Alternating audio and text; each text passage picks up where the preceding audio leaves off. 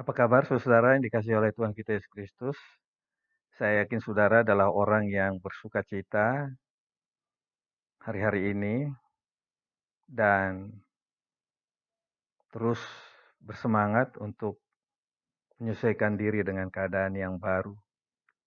Kita memang terus harus waspada di dalam masa penyesuaian diri ini supaya kita terhindar dari apa yang tidak kita inginkan, yaitu eh, terpaan dari pandemi COVID yang belum selesai ini. Kita berdoa supaya Tuhan menolong kita untuk mengatasi keadaan itu sehingga kita tetap bisa berkarya, baik untuk diri kita, untuk keluarga, untuk lembaga di mana kita berada pun untuk masyarakat. Terutama tentu itu semua untuk mendatangkan kemuliaan bagi Tuhan. Saudara yang dikasih oleh Tuhan, saya ingin berbagi tentang apa yang menjadi sukacita saya, khususnya tadi malam ketika saya merenungkan perbuatan Tuhan Yesus di kota Kana, yang barangkali tidak asing juga bagi saudara, yaitu bagaimana Tuhan Yesus mengubah air menjadi anggur sehingga pesta pernikahan di kota Kana bersukacita. Padahal sebenarnya Tuhan Yesus adalah tamu undangan bersama dengan murid-muridnya. Sejumlah murid baru saja menyatakan diri untuk mengikut dia. Termasuk itu Andreas, ada Petrus, juga tentu di situ ada Filipus, ada juga Nathanael. Nathanael baru saja mengatakan kepada Yesus, Rabi, engkau anak Allah, engkau raja orang Israel.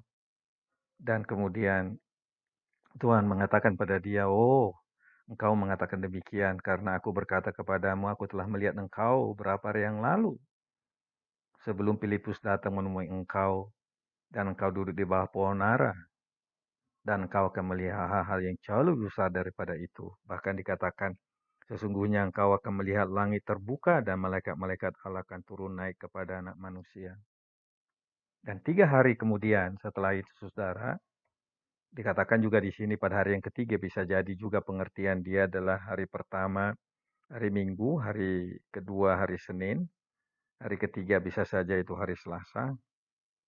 Tapi bisa juga diartikan bahwa 3 hari setelah perjumpaan dari Nathanael dengan Yesus.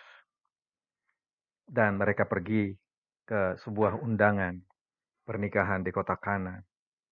Menarik perhatian kita di sini bahwa Maria sangat menyatakan kepedulian karena dia melapor kepada Tuhan Yesus. Mereka kehabisan anggur. Luar biasa menurut hemat saya bahwa seorang ibu peduli dengan apa yang terjadi pada orang lain. Bisa jadi memang karena tanggung jawab dia juga bersama dengan pemimpin pesta. Dan kemana dia pergi untuk mencari anggur supaya pesta pernikahan itu berlangsung dengan baik. Karena pesta pernikahan orang Yahudi bisa 1 minggu bahkan lebih. Dan ketika Ibu Maria tahu hal ini, wah, rasanya mungkin dalam hati dia bingung kemana untuk mencari anggur. Kalau anggur habis, dari tradisi orang Yahudi, bisa mendapat celaan, hinaan, omongan. Nanti pesta pernikahan itu akan berlanjut dengan apa? Keluarga yang tidak harmonis atau kurang diberkati. Pada momen itulah Ibu Maria mempercayakan persoalan itu kepada Tuhan Yesus. Kenapa? Karena dia kenal siapa Tuhan Yesus. Ini menarik sekali. Kepedulian dari seorang ibu, seorang perempuan, atas pergumulan orang. Kepeduliannya dinyatakan dengan melapor kepada Tuhan Yesus. Yang kedua, yang menarik perhatian kita adalah Maria mengatakan pada pelayan-pelayan. Saat Tuhan Yesus mengatakan pada Ibu Maria, Bu, mau apakah engkau dengan aku? Mereka kehabisan anggur. Apa urusannya dengan aku? Bukankah ibu tahu tujuan kedatangan ke dunia ini adalah untuk mati di kayu salib? Waktuku belum tiba untuk mati di kayu salib, untuk mengerjakan pengampunan dosa bagi banyak orang. Itu sebabnya dikatakan, Bu, mau apakah engkau dengan aku? Waktuku belum tiba. Tapi kayaknya Maria mengerti hal itu dan kemudian dia tetap mengatakan pada Tuhan Yesus, mereka kehabisan anggur, lalu kemudian mengatakan juga pada pelayan-pelayan, lakukan apa yang dikatakannya padamu. Maria menghubungkan Tuhan Yesus dengan para pelayan. Ini menarik perhatian saya. Maria menghubungkan pelayan-pelayan dengan Tuhan Yesus dengan mengatakan, apa yang dikatakannya kepadamu, lakukan.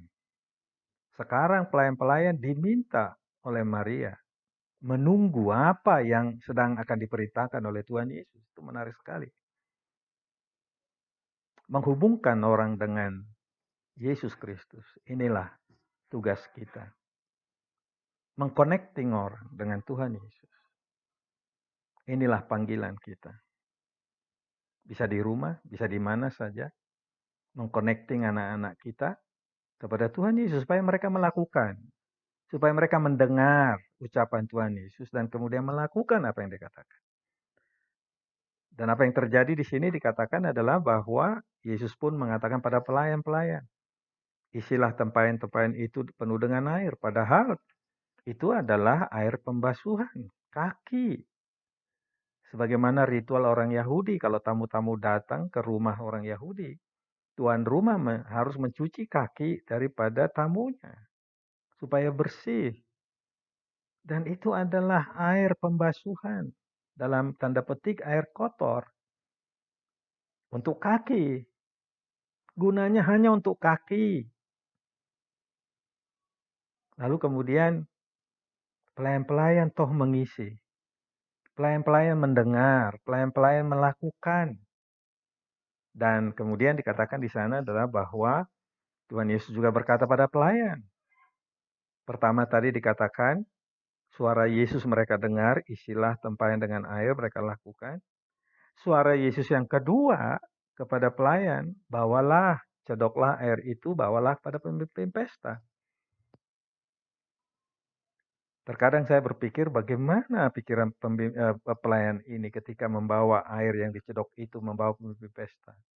Padahal dia tahu ini air pembasuhan kaki, air kotor.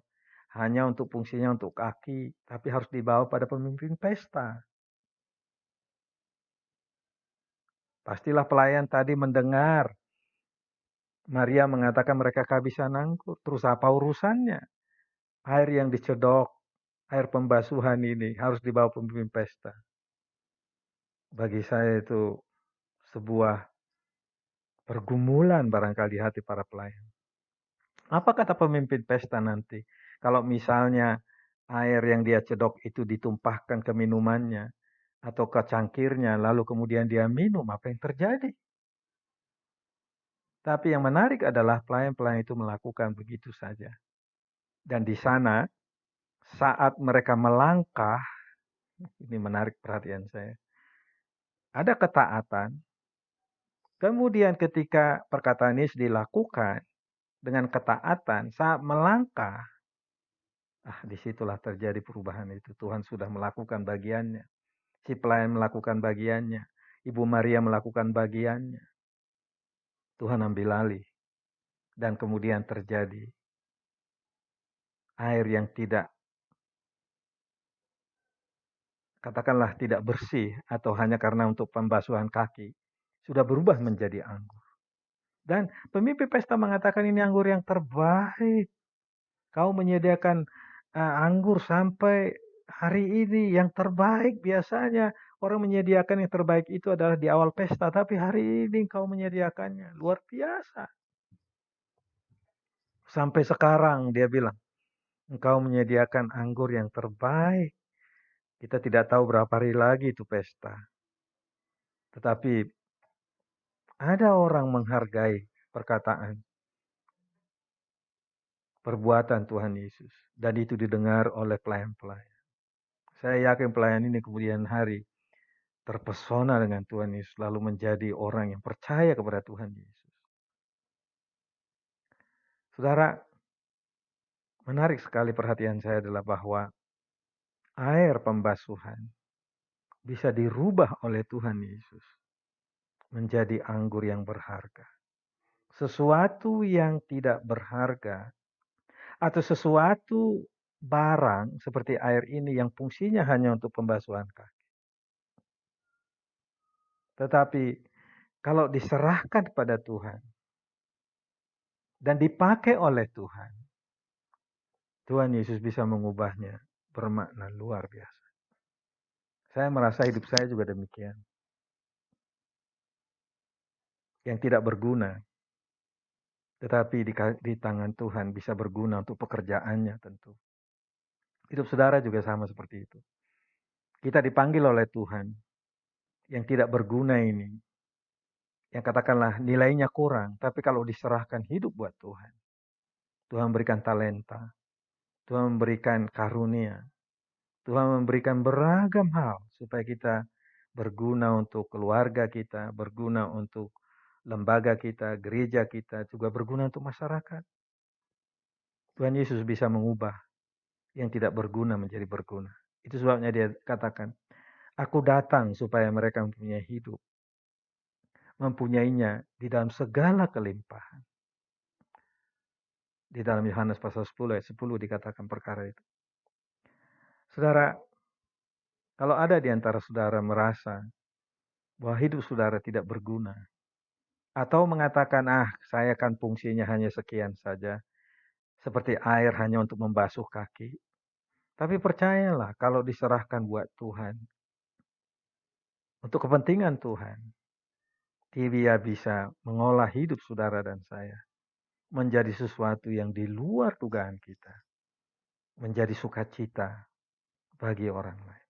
Hidup yang mendatangkan sukacita, itulah yang didambakan banyak orang, dan Tuhan juga bisa mengerjakan itu dalam hidup saudara dan saya.